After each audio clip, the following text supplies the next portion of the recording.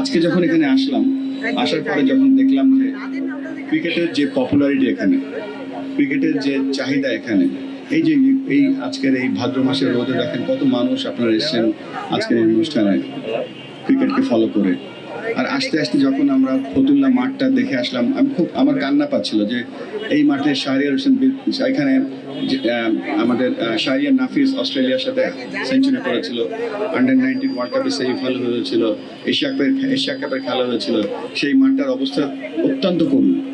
এবং আপনারা জানেন যে ক্রিকেট খেলার জন্য সব থেকে বড় যে ইনগ্রিডিয়েন্টসটা দরকার খেলোয়াড়দের পাশাপাশি হচ্ছে ফেসিলিটি। এবং এই ফেসিলিটির যে অবস্থা দেখে আসলাম ফতুল্লা, যেটা আমাদের একটা ন্যাশনাল স্টেডিয়াম, আমার মনে হয় এখানে অনেক অনেক অনেক কিছু করার আছে।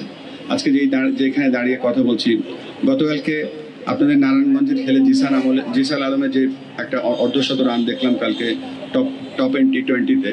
আর যখন দেখছিলাম যে জিসানের 50 আর আজকে দেখলাম জিসান যেখানে প্র্যাকটিস করে, মানে এটা আমি মিলাতে পারছিলাম যে ওয়ার্ল্ড স্ট্যান্ডার্ডে সে 50 করছে টি20 ক্রিকেটে, আর তার প্র্যাকটিস ফ্যাসিলিটি এখানে কি।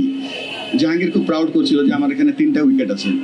যখন একটা কোচ যখন জেলা খুশি হয়ে যায় অনলি 3টা উইকেটে, তারপরে এই জিসানদের মতো প্লেয়াররা যখন এখান থেকে উঠে আসে বা রনি তালুকদার মতো প্লেয়ার এখানে উঠে আসে, এটা বলবো অনেকটা ভাগ্যের ব্যাপার।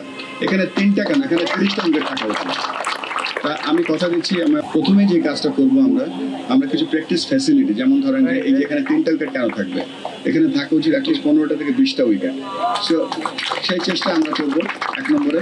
2 নম্বরে আমাদের সম্মানিত জেলা প্রশাসক মহোদয় বলেছেন যে এই মাঠটা তিনি একটা বরাদ্দ রেখেছেন, সেখানে আমরা কিভাবে এই মাঠটা একটা 12 মাস, দেখেন আজকে কিন্তু ক্রিকেট খেলা হতো আমাদের সময়, আমরা অক্টোবর থেকে শুরু করে মার্চের মধ্যে ফেব্রুয়ারির মধ্যে খেলা শেষ হয়ে যেত।